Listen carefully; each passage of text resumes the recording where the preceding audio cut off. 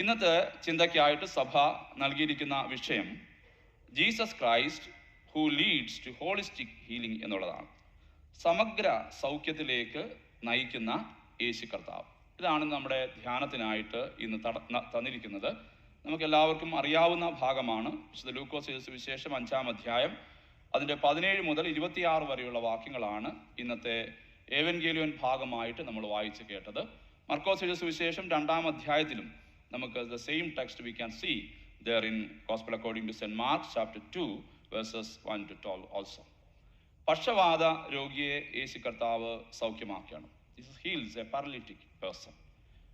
അതാണ് ഇന്നത്തെ നമ്മുടെ പ്രധാനപ്പെട്ട ധ്യാന വിഷയം. നമുക്ക് എല്ലാവർക്കും അറിയാവുന്ന ഭാഗമായതുകൊണ്ട് അല്പം വേഗത്തിൽ ഞാൻ പോകും. എന്നാൽ എൻ്റെ കൂടെ നിങ്ങൾ വരണമേ എന്ന് ഓർപ്പിക്കുന്നു. യേശു കർത്താവ് ഇവിടെ ഉപദേശിക്കുന്ന സമയത്ത് ഗലീലയിലും യഹൂദയിലും ശമരിയിലുമുള്ള പരീശന്മാർ അവിടെ കൂടി വന്നിരിക്കുന്നതായിട്ട്, ന്യായശാസ്ത്രിമാരും അവിടെ കൂടി വന്നിരിക്കുന്നതായിട്ട് നമുക്ക് കാണാനായിട്ട് സാധിക്കുന്നു. എല്ലാവരും കർത്താവിനെ ഇങ്ങനെ സ്ക്രൂട്ടനൈസ് ചെയ്യുക അല്ലേ, എന്താണ് ചെയ്യാനായിട്ട് പോകുന്നത്. അച്ഛന്മാരൊക്കെ വരുമ്പോൾ അടുത്ത കുറേ മാസം ഇപ്പോൾ ഇല്ലെന്ന് പറയാൻ പറ്റത്തില്ല, എന്തുവാ ചെയ്യുന്നത് അല്ലേ, ഇങ്ങനെ പോകുന്നത് എന്നൊക്കെ നിങ്ങളൊന്ന് അറിയണം. അപ്പോൾ അതുപോലെ യേശു കർത്താവിൻ്റെ മിനിസ്ട്രിയെ കുറിച്ചും പറയുമ്പോൾ ഒന്ന് പരിശോധിക്കുക, what he is going to do അല്ലേ, എന്താണ് കർത്താവ് ചെയ്യാനായിട്ട് പോകുന്നത്, എന്താണ് ഇവൻ്റെ മിഷൻ എന്നൊക്കെ നമുക്ക് അവിടെ ചെയ്യുന്ന അനുഭവമായിട്ട് നമുക്ക് അവിടെ കാണാനായിട്ട് സാധിക്കുന്നു. എന്നാൽ അവിടെ നമ്മൾ കാണുന്നുണ്ട് യേശു കർത്താവ് അവിടെ വന്നിരിക്കുമ്പോൾ അവിടെ കാണുന്ന പ്രധാനപ്പെട്ട ഒരു കാര്യം അവിടെ ലൂക്കോസ് എവൻഗലിസ്റ്റൻ പറയാനായിട്ട് ശ്രമിക്കുന്നത്, സൗഖ്യമാക്കുവാൻ കർത്താവിൻ്റെ ശക്തി അവനോടുകൂടെ ഉണ്ടായിരുന്നു. The healing power of Jesus. യേശു കർത്താവിന് സൗഖ്യമാക്കുവാനുള്ള ശക്തി ഇറ്റ് വാസ് വിത്ത് ജീസസ്. യേശു കർത്താവിനോട് കൂടെ ഉണ്ടായിരുന്നു. അപ്പോൾ യേശു കർത്താവ് അവിടെ ഉണ്ടായിരുന്നു എന്ന് മാത്രമല്ല ലൂക്കോസ് അവിടെ പറയുന്നത്, സൗഖ്യമാക്കുവാനുള്ള ശക്തിയും കർത്താവിനുണ്ട് എന്ന് പറയുക. അതുകൊണ്ട് തന്നെ നമ്മൾ കാണുന്നു, ഇവിടെ അത്ര നമ്മൾ കാണുന്നില്ല, എന്നാൽ വലിയൊരു പുരുഷാരത്തിൻ്റെ അനുഭവത്തെ നമുക്ക് കണ്ടുകൊണ്ട് അകത്ത് കടക്കാൻ പോലും കഴിയാത്ത തരത്തിലുള്ള ജനക്കൂട്ടമൊക്കെ അവിടെ ഇങ്ങനെ കൂടി വരുന്നത്, കർത്താവ് പോകുന്ന ഇടങ്ങളിലൊക്കെ കൂടി വരുന്നത് നമ്മൾ കാണുന്നുണ്ട്. അങ്ങനെയാണ് ഒരു മനുഷ്യനെ 4 ആൾ ചുമന്നുകൊണ്ട് യേശു കർത്താവിൻ്റെ അടുക്കിലേക്ക് കൊണ്ടുവരുവാനായിട്ട് ഇടയായിട്ട് തീരുന്നത്. ചില മനുഷ്യർ ചുമന്ന് യേശു കർത്താവിൻ്റെ അടുക്കിലേക്ക് ഈ പക്ഷവാത രോഗിയെ കർത്താവ് കൊണ്ടുവരികയാണ്. അവിടെയാണ് നമ്മൾ കാണുന്നത് യേശു കർത്താവ് ആ മനുഷ്യൻ്റെ പാപം മോചിച്ചു കൊടുക്കുന്നു അല്ലേ. അപ്പോൾ ചോദിക്കുക, ഇതിന് അധികാരം നിനക്ക് എവിടുന്നാ? അപ്പോൾ കർത്താവ് തൻ്റെ അധികാരത്തിൻ്റെ ഉറവിടത്തെ വെളിവാക്കിക്കൊണ്ട് കർത്താവ് പറയുകയാണ്, അവനോട് പറയുകയാണ്, എൻ്റെ കിടക്കയെടുത്ത് നടക്കുക. 2 കാര്യങ്ങൾ അവിടെ നടക്കുന്നുണ്ട്. ഒന്ന്, കർത്താവ് ജീസസ് ഫോർഗീവ്സ് ഹിസ് സിൻ, അവൻ്റെ പാപം മോചിച്ചു കൊടുത്തു. പാപം മോചിച്ചു കൊടുത്തപ്പം അവന് സൗഖ്യം കിട്ടിയോ?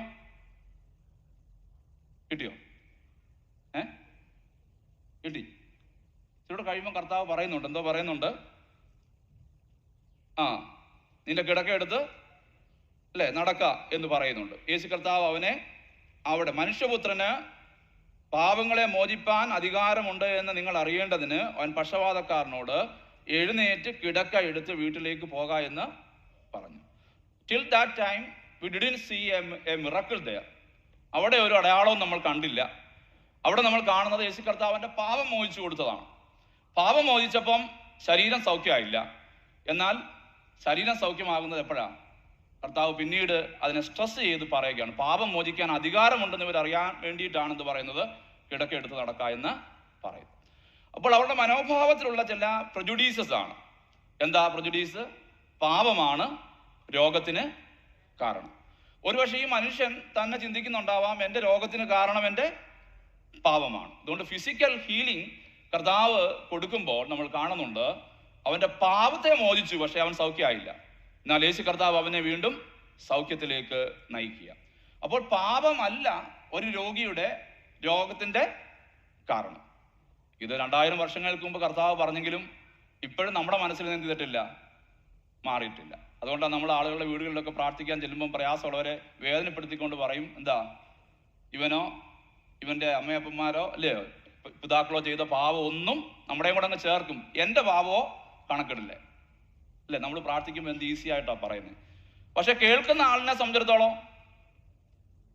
രോഗം എന്തിൻ്റെ കാരണമായിട്ട് പോവുക? പാപം കൊണ്ടാണെന്ന് ചിന്തിക്കുക. സോ അത് prejudice. Jesus is against that prejudice എന്ന് പറയുകയാണ്. പാപത്തെ സഭ കാണുന്നത് ഒരു രോഗമായിട്ട് കൂടെയാണ്. അതുകൊണ്ടാണ് നമ്മുടെ ഈ പ്രാർത്ഥനകളിലെല്ലാം പാപരോഗം, പാപത്തെ ഒരു രോഗമായിട്ട് തന്നെ കാണുന്നത്, ലൈക്ക് എ ഡിസീസ്, ഒരു രോഗമായി തന്നെ അതിനെ കാണുന്നു. ആ ഭാഗത്തേക്ക് ഒരുപാട് പോകുന്നില്ല. എന്നാൽ യേശു കർത്താവ് സൗഖ്യമാക്കുമ്പോൾ അവിടെയുള്ളവരെല്ലാം അത്ഭുതപ്പെടുകയും അവർ ദൈവത്തെ സ്തുതിക്കുവാനായിട്ട് ഇടയായിത്തീരുകയും ചെയ്യുന്നത് നാം കാണുന്നുണ്ട്.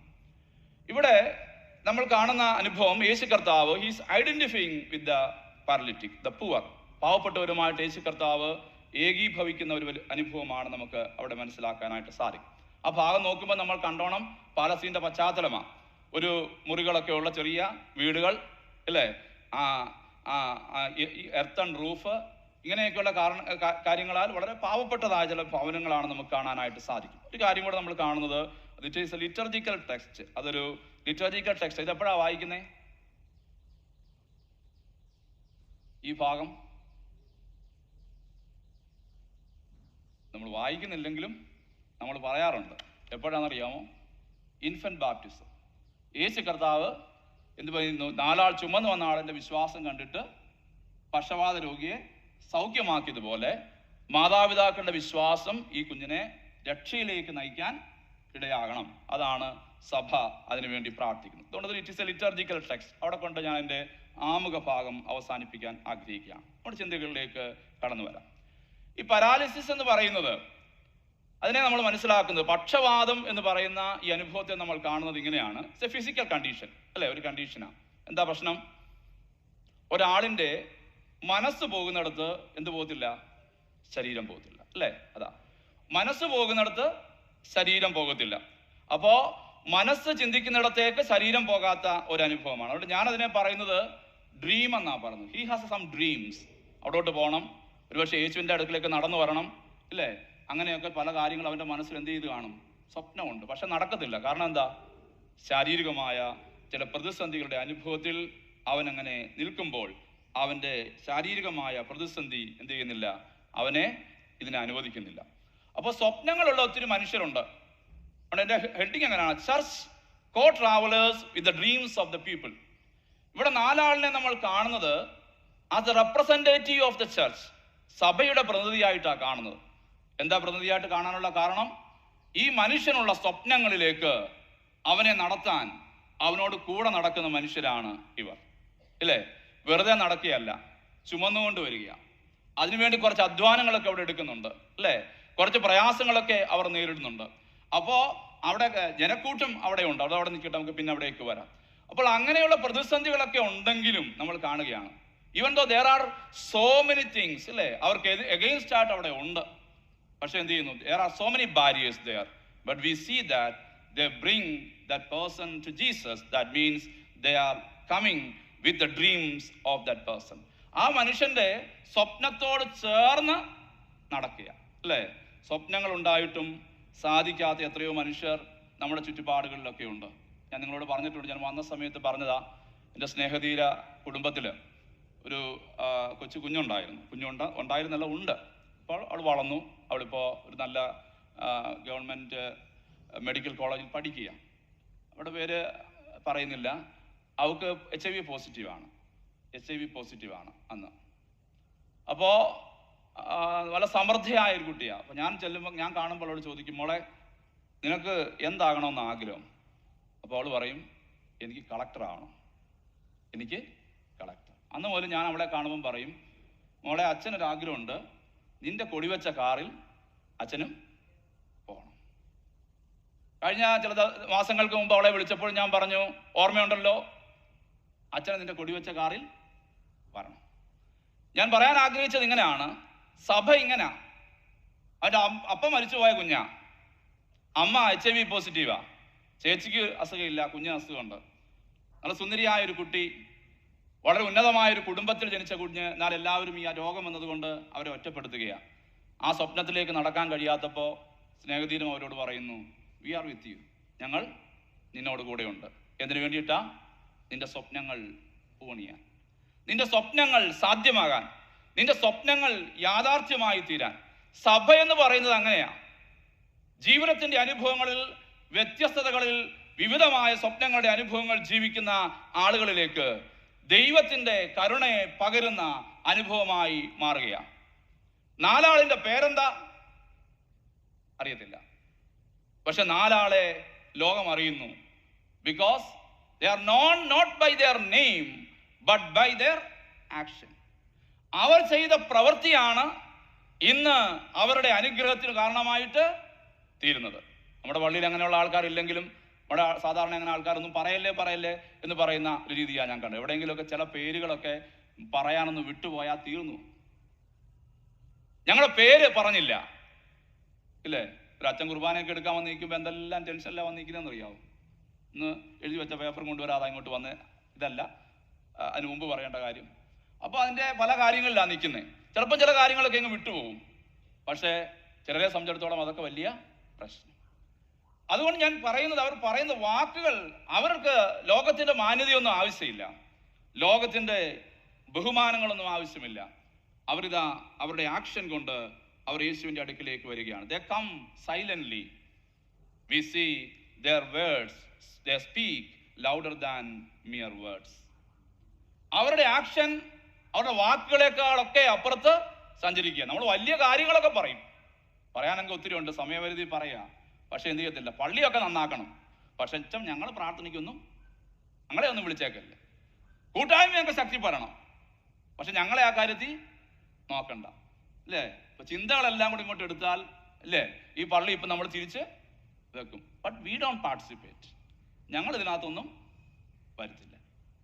നമ്മുടെ വാക്കുകളെക്കാൾ നമ്മുടെ പ്രവൃത്തികളാണ് മുന്നിൽ നിൽക്കേണ്ടുന്നത്. നമ്മുടെ ആക്ഷൻസ് ആണ് അതിന് മുന്നിലേക്ക് പോകേണ്ടുന്നത്.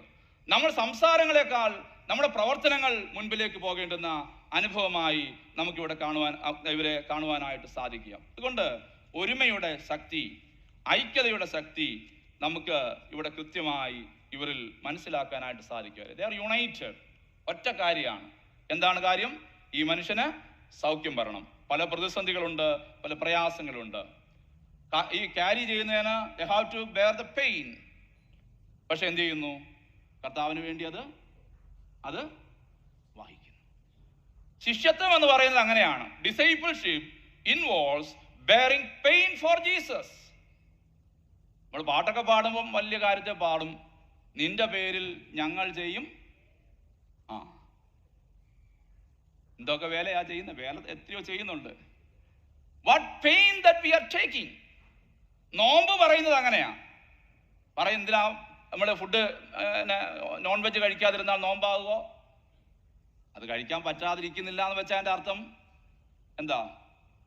അത് നമ്മളെ ഭരിക്കുന്നു എന്ന് തന്നെ അർത്ഥം അല്ലേ? ആ ടേസ്റ്റ് നമുക്ക് കളയാനായിട്ട് പറ്റുന്നില്ല. അതിലൊരു കാര്യമുണ്ട്, വെറുതെ നോമ്പ് പിടിക്കാനായിട്ടല്ല. എന്തിനാ പറയുന്നേ? രുചി വെടിഞ്ഞ് രുചി പകരണം അല്ലേ? നമ്മുടെ സെൽഫ് ഡിനയൽ, ഒരു നേരത്തെ ഭക്ഷണം നമ്മൾ മാറ്റി വെക്കുന്നത് അത് മറ്റൊരാൾക്ക് അനുഗ്രഹമായി മാറണം. ഈ സഭ എങ്ങനെയാണ് വളർന്നത്? ഈ സഭ എങ്ങനെയാണ് അനുഗ്രഹമായി തീർന്നത്? രുചി പകരുന്ന അനുഭവമായി നമുക്ക് കാണുവാനായിട്ട് ഇടയായിട്ട് തീരണം. 2, നമ്മൾ ഈ ഭാഗത്തെ കാണുകയാണ്. യേശു കർത്താവ് അവൻ്റെ പാപത്തെ മോചിക്കുകയും അവനെ ജീവനിലേക്ക് മടക്കിക്കൊണ്ടുവരികയും ചെയ്യുകയാണ്. Jesus forgives his sins and restores his life. അവൻ്റെ പാപം മോചിക്കുന്നു, അവനെ എന്ത് ചെയ്യുന്നു? ഈ പറയുന്ന പുതിയ ജീവിതത്തിൻ്റെ അനുഭവത്തിലേക്ക് അവനെ മടക്കിക്കൊണ്ടുവരുന്നത് നമുക്ക് കാണാനായിട്ട് സാധിക്കുക. പാപവും രോഗവും തമ്മിൽ ബന്ധപ്പെട്ട് നിന്നിരുന്ന ഒരു ലോകത്തിലാണ് ജീവിക്കുന്നത് അല്ലേ? എന്നാൽ കർത്താവ് പഠിപ്പിച്ചു, അവൻ്റെ പാപമല്ല അവൻ്റെ രോഗത്തിന് കാരണം. ബട്ട് അവൻ്റെ ഉള്ളിൽ തന്നെ ചിന്ത ഉണ്ടാവാം, എൻ്റെ പാപമാണ് എൻ്റെ രോഗത്തിന് കാരണം. കർത്താവിൻ്റെ പാപത്തെ മോചിച്ചു കൊടുത്തു. കർത്താവ് പറയുന്നു, നിന്റെ പാപമല്ല നിന്റെ രോഗത്തിന് കാരണമെന്ന് കർത്താവ് പഠിപ്പിച്ചു. എന്നാൽ നമ്മെക്കുറിച്ച് ഈ ഭാഗത്തോട് ചേർന്ന് നിന്നുകൊണ്ട് നാം ചിന്തിക്കേണ്ടത് എങ്ങനെയാണ്?